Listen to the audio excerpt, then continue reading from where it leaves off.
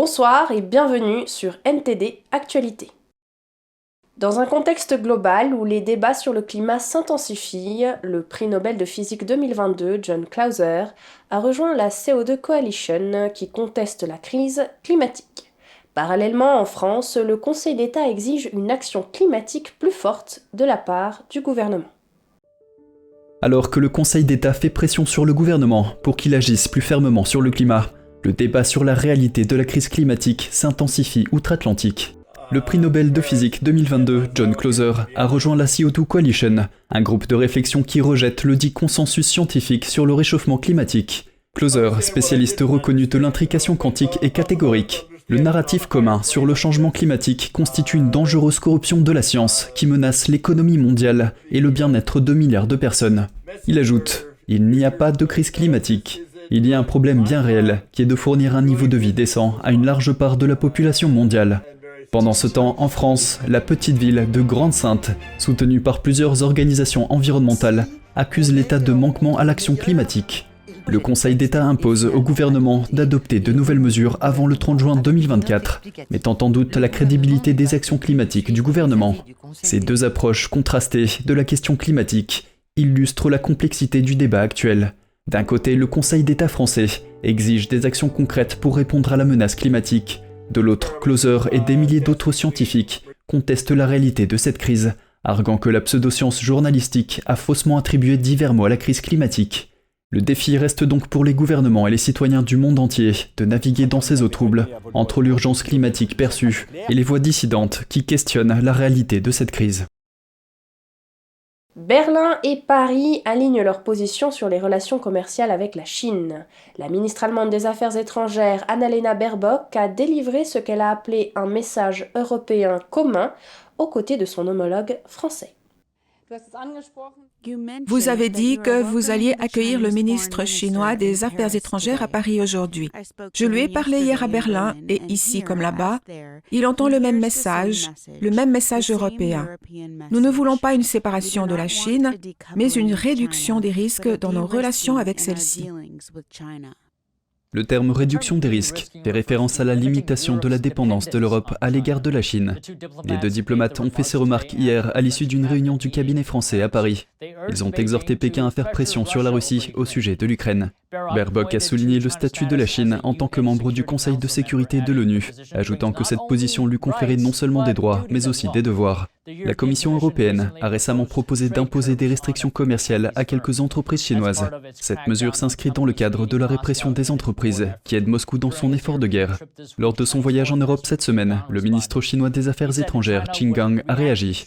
Il a déclaré que la Chine réagirait strictement et fermement si des sanctions étaient imposées à ces entreprises.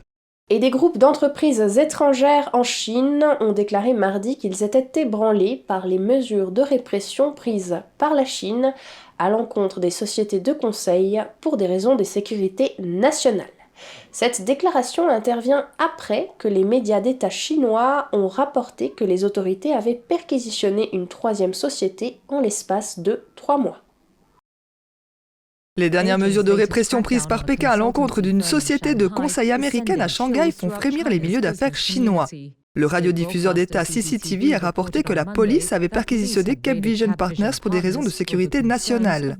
Cette perquisition intervient après que les autorités ont ciblé 2 autres sociétés américaines de conseil en mars et en avril, et avant que des modifications ne soient apportées à la loi anti-espionnage du pays qui pourrait piéger davantage d'entreprises. La chaîne CCTV a déclaré que des fonctionnaires avaient découvert que Capvision avait accepté des projets d'entreprises étrangères pour obtenir des informations, y compris des secrets d'État et des renseignements sur des secteurs sensibles tels que la défense et les technologies de pointe. Et Volkswagen a défendu son bilan en Chine et sa décision de détenir conjointement une usine au Xinjiang à la suite des attaques des activistes et des investisseurs lors de l'Assemblée générale annuelle des actionnaires qui s'est déroulée mercredi dans un climat explosif. Une dizaine d'activistes ont interrompu les discours des dirigeants, dont une femme au sein nu portant l'inscription Dirty Money, argent sale, dans le dos. Ils ont crié des slogans affirmant que les véhicules du constructeur automobile étaient fabriqués par des travailleurs forcés et ont brandi des banderoles accusant Volkswagen d'avoir recours au travail forcé. Le président de Volkswagen a dû se baisser pour éviter une tarte qu'un militant a lancée au président de Porsche. Les Nations Unies ont déclaré l'année dernière que la détention arbitraire et discriminatoire par la Chine des Ouïghours et d'autres musulmans au Xinjiang pouvait constituer un crime contre l'humanité. Des groupes de défense des droits de l'homme ont documenté des abus, notamment le travail forcé de masse dans des camps d'internement, ainsi que des liens entre les fournisseurs de Volkswagen et des entreprises présentes dans la région.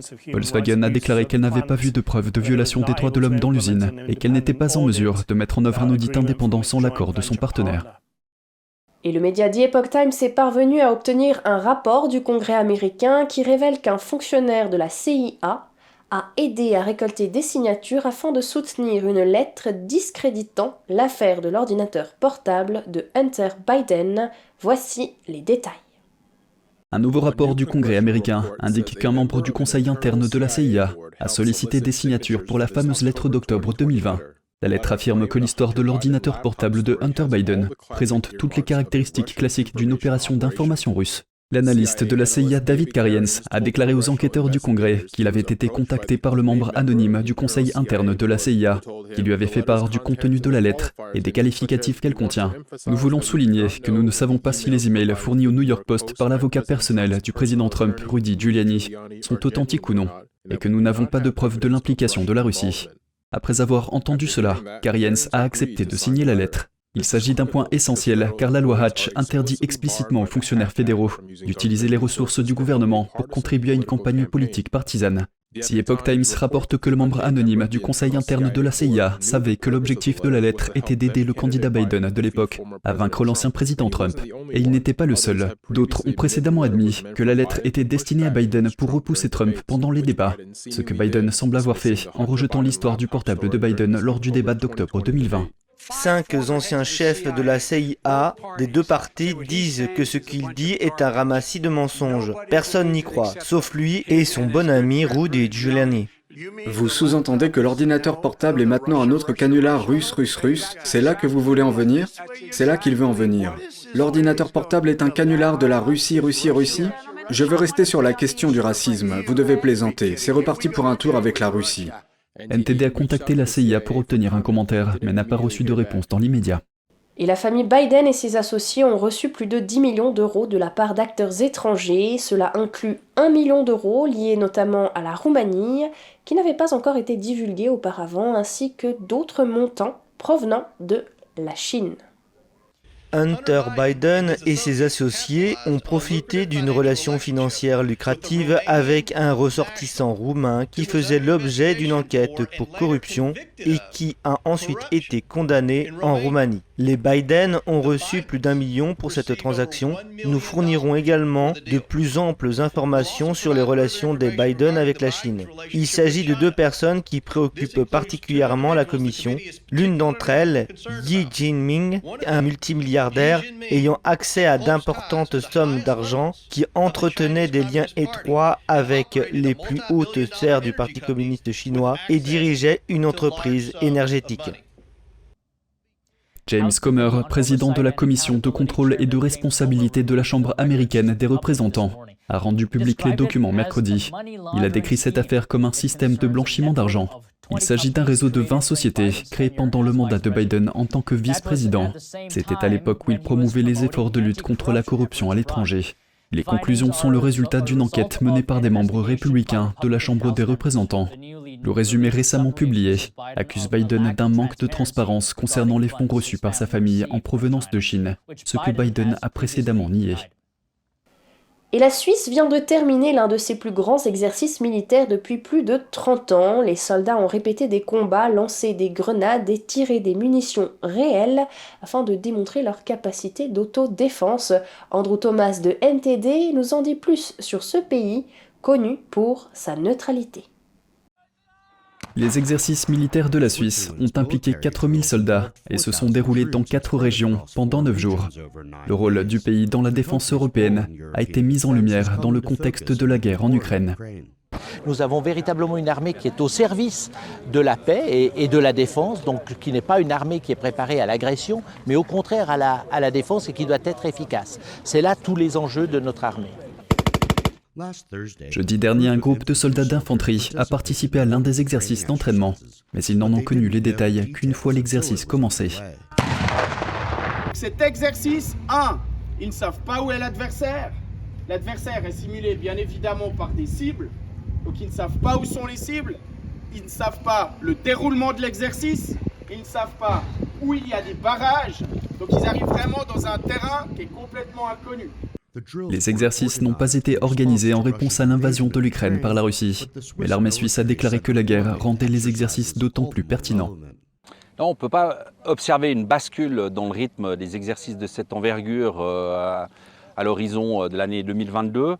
Par contre, ce qu'on constate, c'est une volonté de nos partenaires et puis une compréhension de la population pour ce type d'exercice, évidemment, qui a beaucoup changé. La pression publique et internationale s'est accrue pour que la Suisse mette fin à l'interdiction d'exporter des armes vers les zones de guerre.